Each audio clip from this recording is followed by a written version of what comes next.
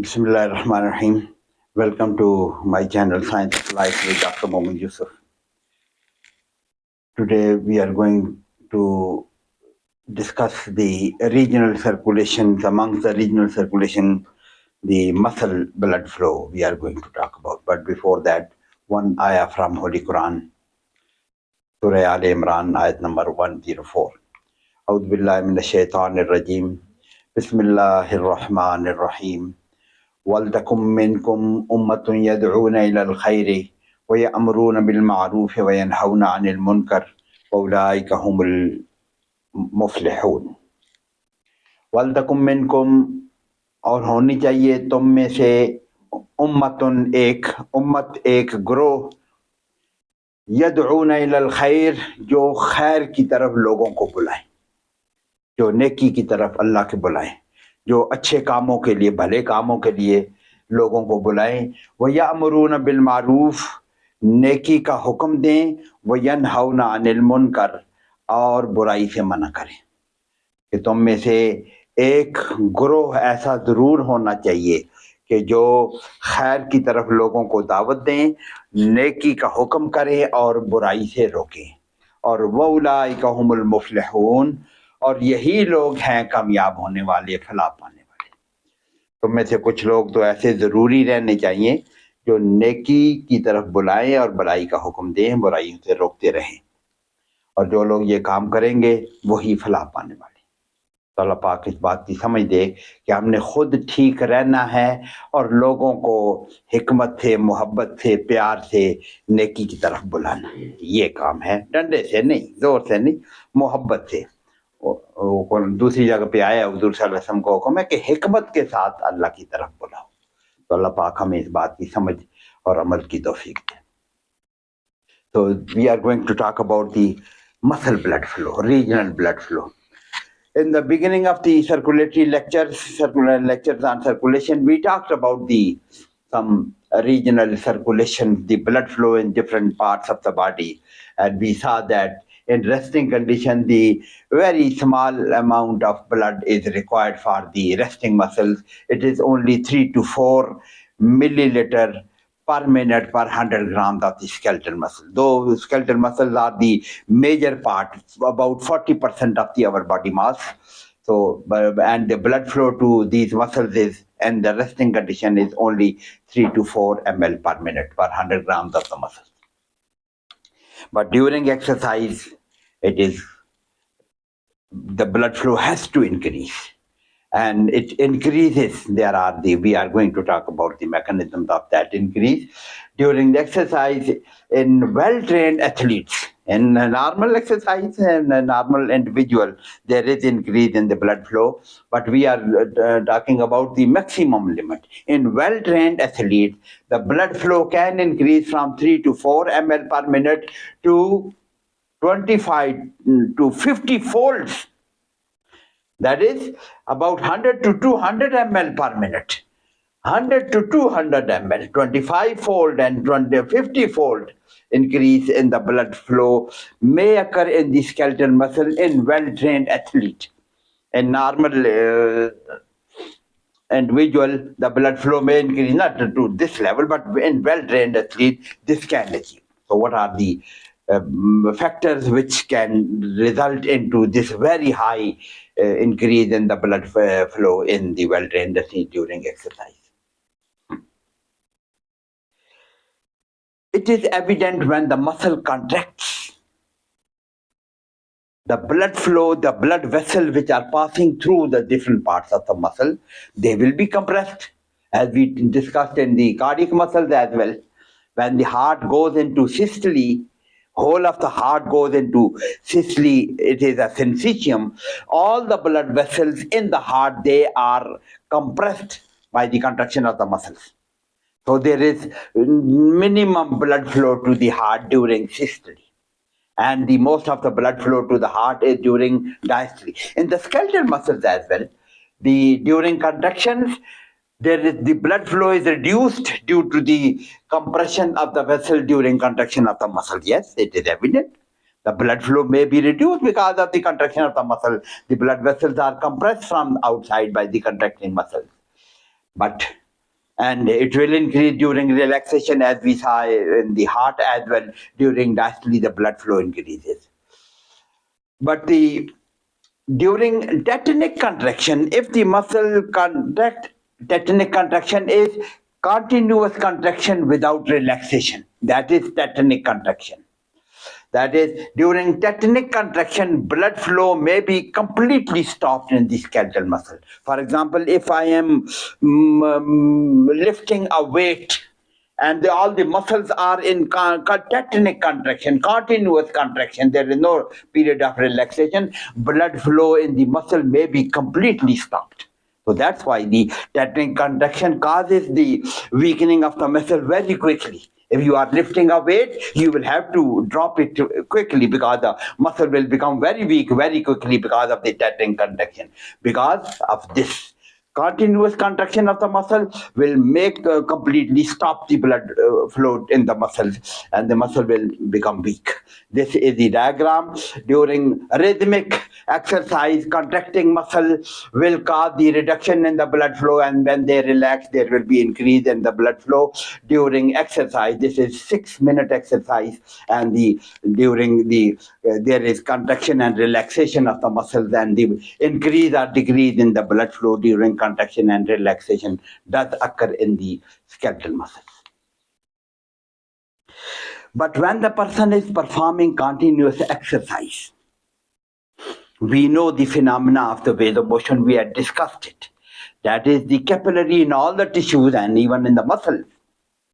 All the capillaries, they are not open always. They are not always open. Many blood capillaries remain closed during rest. Though 3 to 4 ml of blood is required during rest, and a few capillaries are required for the flow of the blood, that 3 to 4 ml per 100 grams per minute. But when the person, there are many capillaries which are kept closed. But when exercise, sternus exercise, there is opening of all the blood capillaries, which are kept open, which are closed. All the capillaries will open, and the blood flow will tremendously increase to, and the increased blood flow 2 to 3-fold increase in the surface area of for the diffusion of oxygen and nutrients will occur. When the capillaries are opening, there is more surface area for the flow of the blood, more channels for the flow of the blood, and more surface area for the exchange of oxygen and nutrients through the muscle and between the blood and the muscles. So with the vasomotion, we had discussed this phenomena. This is the state of the blood vessel during resting state. Only preferential channel is open. A few capillaries are open. Most of the capillaries are kept closed. They are closed. And we had discussed this phenomena because of the absence of vasodilators or the plenty of oxygen. The muscles remain contracted and the vasodilators are absent. Muscle in the capillary, in the precapillary sphincter, not, there are no muscles in the capillary. In the precapillary sphincter, they are closed. And when there is the exercise, that exercise causes production of the metabolites, that causes utilization of oxygen, hypoxia, carbon dioxide production, lactic acid production, hydrogen ions or adenosine, many other metabolites are produced, and they cause the relaxation of the muscles in the smaller vessels and the relaxation of the precapillary sphincters, and that causes relaxation, causes the opening of the all the channels, and the blood flow increases, and that is the mechanism to which we term as the vasomotion. That is intermittent contraction and relaxation of the smooth muscles and the precapillary sphincters, and intermittent blood flow in the capillaries. So local control of blood flow, we discussed it during exercise. There is increased usage of oxygen. I have just explained it. And usage of oxygen causes hypoxia, decrease oxygen concentration, and oxygen is required for the muscle to remain contracted. For the precapillary sphincter, muscle will remain contracted when the plenty of oxygen is available. So when the oxygen has been utilized, there will be hypoxia, and there will be vasodilatation, because those muscles cannot remain contracted without oxygen or with hypoxia. And there is production of many other vasodilator substances as well. Adenosine, very important. Skeletal muscle, it is not very important, but still it has got some role. In skeletal muscle, there is lactic acid or carbon dioxide or maybe other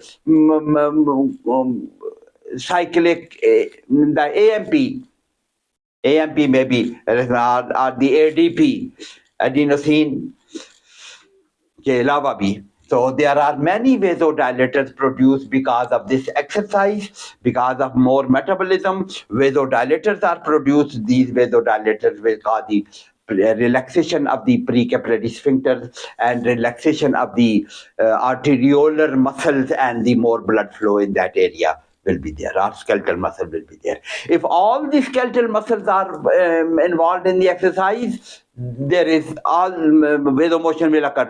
This phenomena will occur. But if only some part of the muscles are contracting and there is tension on the body, then the result will be different. We are going to see that.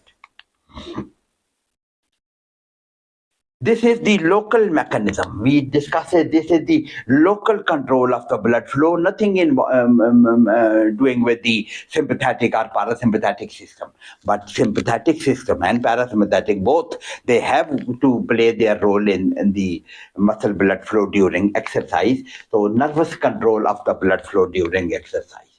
Sympathetic, adrenergic, vasoconstricted nerves. Whenever there is sympathetic stimulation, we know most of the blood vessels in the body, they are the alpha receptors. Alpha adrenergic receptors are present throughout the blood vessels, especially resistant vessels, and there is vasoconstriction by that action of the sympathetic system. So there is generalized sympathetic, adrenergic, vasoconstrictor nerves are present, which should reduce the blood flow. If vasoconstriction occurs, there should be a reduction in the blood flow. But we know in these muscles there are this increase, but this reduced blood flow is there, but vasoconstriction increases the peripheral resistance. Vasoconstriction occurs in the skin. Vasoconstriction occurs in the GIT. Vasoconstriction occurs throughout the body. Even the blood vessel in the muscle which have got the alpha adrenergic receptor, there will be vasoconstriction. So this generalized increase in the vasoconstriction will result into increased peripheral resistance, and that will increase the blood pressure. So this increased blood pressure, this increase in the blood pressure is required to force more blood flow, which is required at the time of exercise in the skeletal muscle. More blood pressure is also required. So this alpha adrenergic receptor throughout the body provides this mechanism of increase in the blood pressure by increasing the peripheral resistance. But locally in the muscles as well, adrenergic and medulla. So this sympathetic stimulation, one thing, this sympathetic stimulation is also supplied to the adrenal medulla. Adrenal medulla secretes epinephrine and norepinephrine both. Norepinephrine is released at the sympathetic nerve endings. Norepinephrine is very powerful vasoconstrictor for the alpha adrenergic receptors. Epinephrine produced from the adrenal medulla by the same sympathetic stimulation. Epinephrine acts primarily on the beta adrenergic receptors, which are more in the muscles.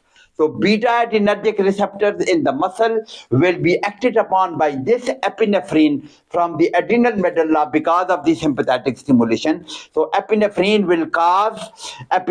acts on the beta adrenergic receptor to cause vasodilatation. So this norepinephrine in the alpha adrenergic receptor, more powerful action, and epinephrine has got more powerful action on the beta adrenergic receptors. Beta adrenergic receptor mediated vasodilatation will occur. So there will be vasodilatation in the blood vessel in the skeletal muscle where the beta adrenergic receptors are present. So this sympathetic stimulation on one hand is causing alpha adrenergic constriction of the blood vessel to increase the blood pressure, and at the same time this is causing the production of epinephrine from the adrenal medulla, which causes beta adrenergic mediated vasodilatation to provide more blood flow in the skeletal muscle. So this is the very important role of the nervous sympathetic system for the increase in the blood flow. Now, so we can sum up, that is the circulatory adjustment during exercise. Mass sympathetic discharge occurs, affecting the whole of the body.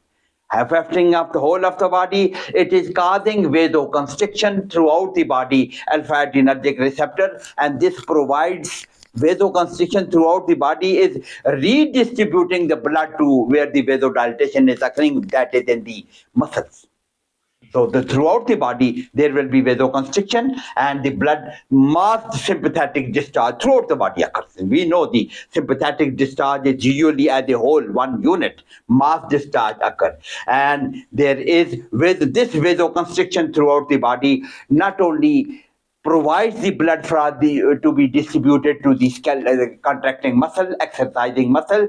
This vasoconstriction, alpha adrenergic vasoconstriction, increases the arterial pressure, which is the force is required to increase the blood flow. We know the Ohm's law. When the pressure is more, pressure difference is more blood flow will be there in the vessel. So increase arterial pressure, which is the requirement at that time during exercise. And third is the cardiac output also increases. Mass sympathetic discharge causes increased heart rate, increased force of the contraction, increased venous return. We are going to see, again we are going to talk about, all this will lead to increased cardiac output. So cardiac output will also contribute to the arterial pressure as well. That is the direct action of the sympathetic action on system on the heart for the forceful contraction and more rate of the contraction, as well as the this is the increased venous return will also contribute to increase the arterial pressure. So cardiac output is increased.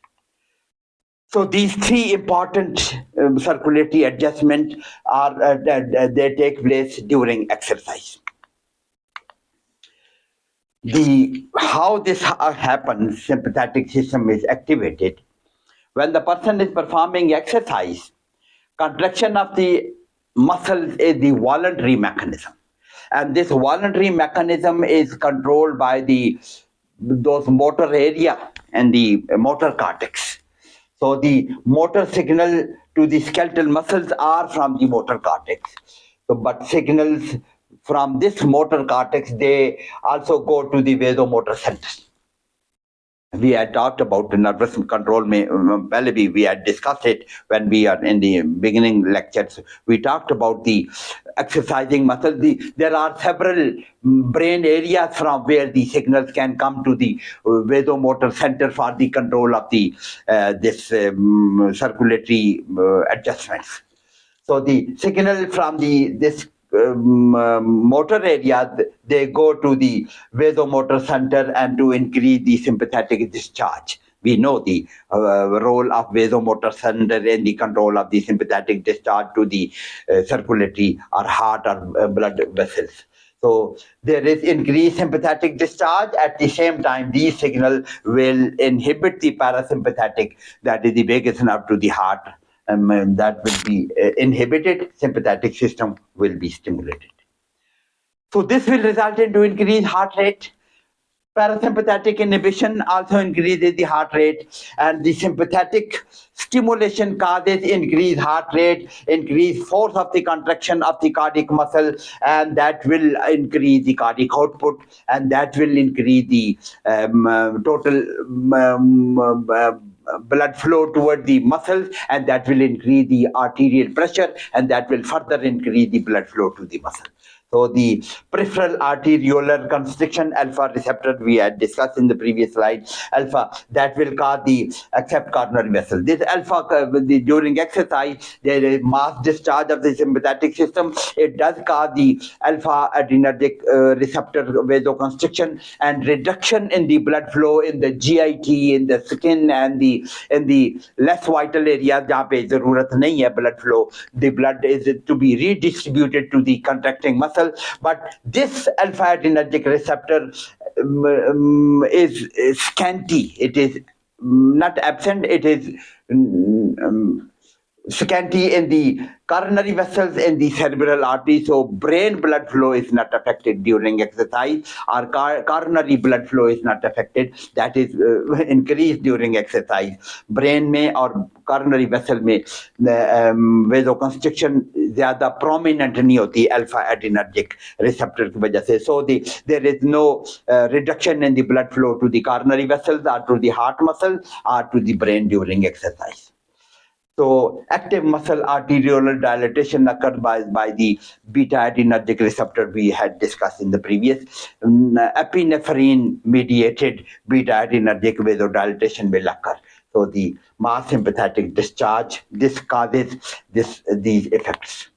So now, and again, they're very important. This is the last but not the least. That is, this mass sympathetic discharge also causes contraction of the muscles in the veins, which we term as the venoconstriction. Venoconstriction will reduce the total capacity of the venous system. They are the capacitance vessel. When they muscles in the vein they contract, they reduce the total space, total capacity of the venous system to accommodate the blood. So the venoconstriction will cause the increase mean systemic filling pressure or mean circulatory filling pressure. That will increase because of the venoconstriction. Blood volume is the same, but the total capacity of the vessel has reduced because of the mass discharge of the sympathetic system, venoconstriction, and there is increased mean circulatory filling pressure. And that is the force determining the venous return. When mean systemic filling pressure is increased, then the venous return is increased, and this has to be pumped out by the cardiac muscle, which we term as the Frank-Starling's law. So this increased venous return will also increase the cardiac output. This is the direct action of the sympathetic to increase the cardiac output, and this is venoconstriction increases venous return, and that causes the cardiac output increase.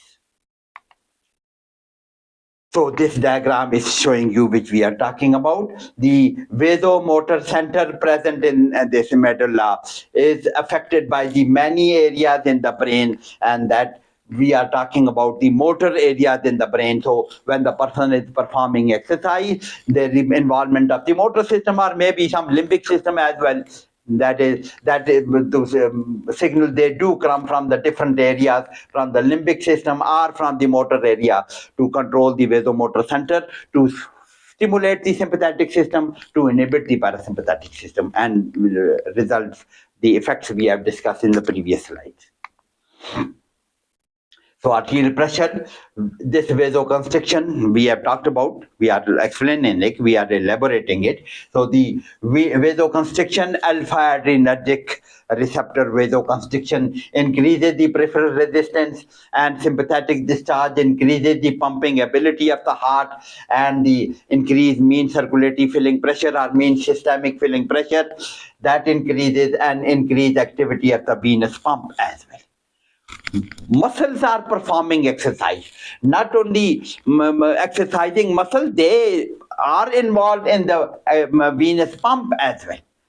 So this contraction of the muscle is pumping the blood in the veins, and there is increased venous return. So mean circulatory filling pressure as well as the pumping action, which we term as the venous pump, that increases the venous return, and that increases the cardiac output. And all this will lead to increased arterial pressure. Peripheral resistance is increasing, venous return is increasing by these two factors, and cardiac output will increase. All this will lead to increased arterial pressure, and 20 to 80 millimeter of mercury increase may occur.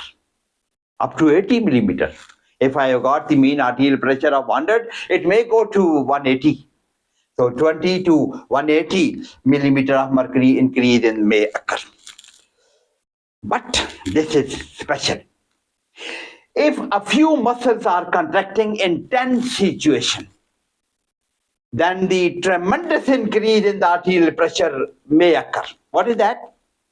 If a few muscles are contracting, but there is tense situation, that is the sympathetic system is intensely stimulated. We know the sympathetic system is involved in the tension. If a person is standing on a ladder and he is hammering a nail, only a few muscles are involved. A person is in tense situation and a few muscles are involved in the contraction. So what will happen? A few muscles are involved, so there will be only small vasodilatation in those a few muscles. But the intense sympathetic discharge throughout the body may increase the blood pressure tremendously. A few muscle contraction in tense situation, tremendous increase in the blood pressure will occur. But if all the muscles are involved, as a person is running or marathon runner or swimming or performing exercise, footballer, all the muscles are contracting. One, there is not that much tension. Or maybe tension is there, but all the muscles are contracting. There is a production of large amount of vasodilators locally. Local vasodilator, which cause the vasodilatation, and the blood pressure is not very much increased. Tremendous increase is not there. Massive exercise, many muscles are involved. Small increase in the blood pressure occurs due to the vasodilatation, beta-adrenergic vasodilatation in the muscle, or especially the vasodilators produced by the contracting muscles, whole of the body contracting muscle. Large amount of vasodilators are produced, so blood pressure does not increase to very high level as we see in this situation, that a few muscle contracting in tense situation. So this is very tricky area. That is, a few muscle contracting in tense situation, blood pressure is tremendously increased. But if all the muscles are contracting at the same time, and this vasodilatation does not allow the tremendous increase in the blood pressure. So this is very critical, tricky area to understand. Increased arterial pressure is the force required to supply more blood to exercising muscles. More force is required for the contracting of the muscles. This is the more force is required to supply more blood to exercising muscle, and without rise in the blood pressure, only 8-fold increase in the blood flow may occur. Without blood, if the blood pressure does not increase, that is the normal contraction of the muscle and venous return, and the blood pressure agar na pade, so only 8-fold increase in the blood pressure may occur, but blood flow may occur, and we have seen 25-fold increase or 50-fold increase in exercise with the increased arterial pressure. So increased cardiac output is proportional to the level of exercise, which this we have talked about. Jitni zyada exercise hogi, cardiac output has to increase, that tremendous increase has to occur. So this diagram is depicting that the cardiac output curves. This is the black one is the normal cardiac output curve, and this is the venous return curve, and this is the resting condition. The cardiac output, the venous return and the cardiac output are balanced. Equilibrium point is A. And during exercise, when the blood at the almost the same level, not at the same level, B point, tremendous cardiac output and tremendous increase in the venous return is there at the B point. So there is increase in the during exercise. The venous return has mean circulatory filling pressure has gone to 20 we have seen, and the cardiac output has gone to this 20 liters or 25 liters per minute.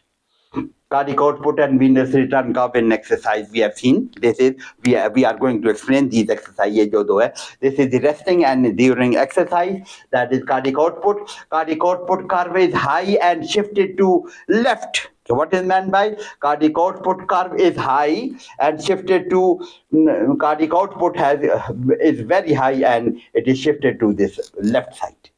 Left side that at lower pressure there is increase left को भी shift हुई है और high भी हो गई है and venous return का तो hyper effective heart. This is hyper effective heart. हमने देखा था ना, this high cardiac output curve and the shifted to left is the hyper effectiveness of the heart and the increased heart rate and increased force of the contraction which we have talked about. And venous return curve, the other curve, the venous return that has curve high and shifted to right.